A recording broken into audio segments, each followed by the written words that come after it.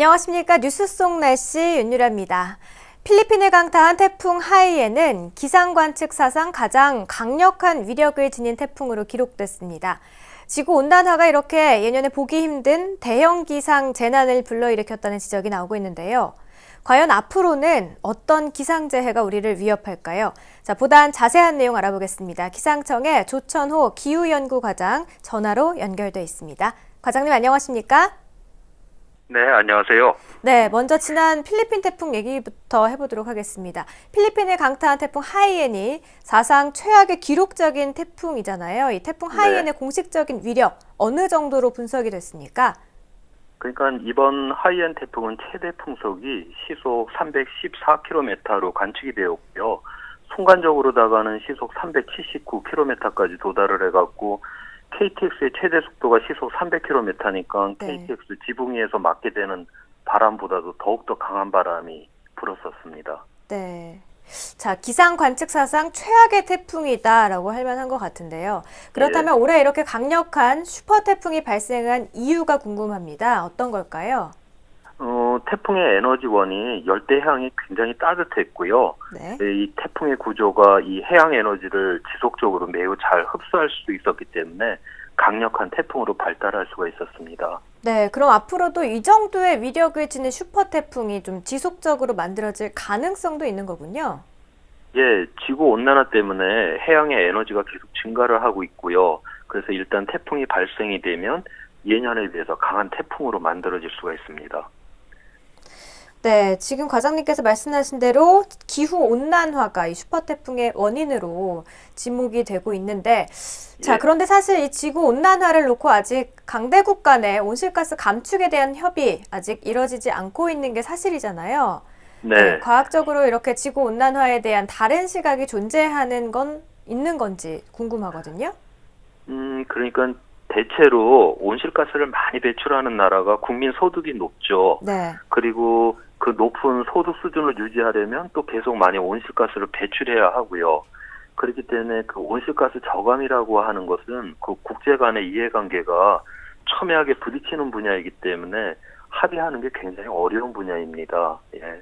그래 여러 가지 시각이 보이는 것처럼 보이는 것이고요. 예. 네. 자, 그렇다면 기후변화위원회인 IPCC가 지구온난화에 대해서 계속해서 최신 전망을 또 발표하고 있습니다. 올해도 보고서가 나왔는데 이전 보고서와 가장 큰 변화가 이런 게 있다라고 하는 건 어떤 게 있을까요?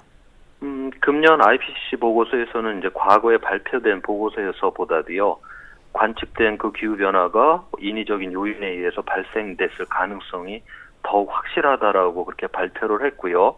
그 다음에 이번 보고서에서는 처음으로 지구 기후를 안정적으로 보존하기 위해서는 앞으로 이제 배출할 수 있는 탄소의 양을 485기가톤 이내여야 한다는 것을 갖다 발표를 했는데요. 네. 앞으로 향후 국제협상에서 이 양을 기준으로 해갖고 국가별 배출량이 아마 배당될 것으로 그렇게 보고 있습니다. 네. 자, 이렇게 지구온난화로 인한 한반도의 기후변화도 무척 심각한 것으로 알려져 있습니다.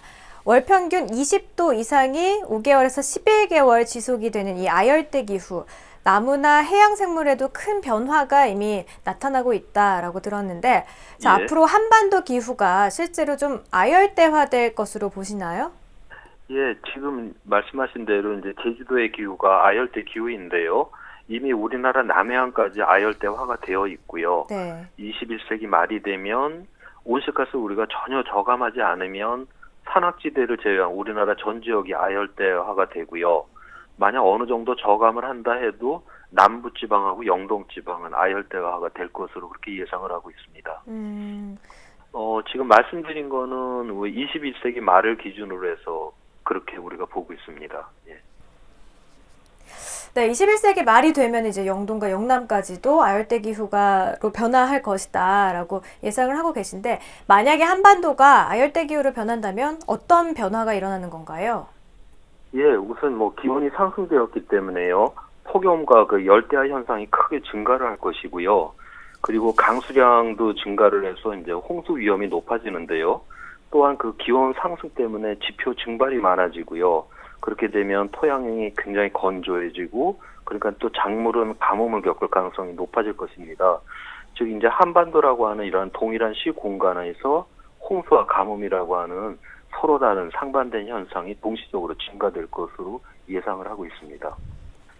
네, 알겠습니다. 오늘 말씀 고맙습니다. 예.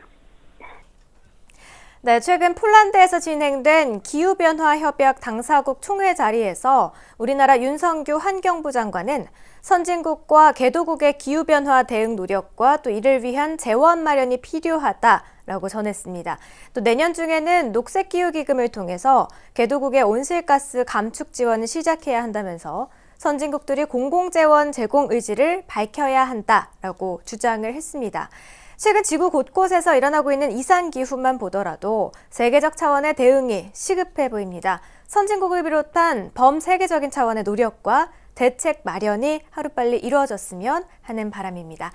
뉴스 속 날씨 오늘 준비한 소식은 여기까지입니다. 시청해주신 여러분 고맙습니다.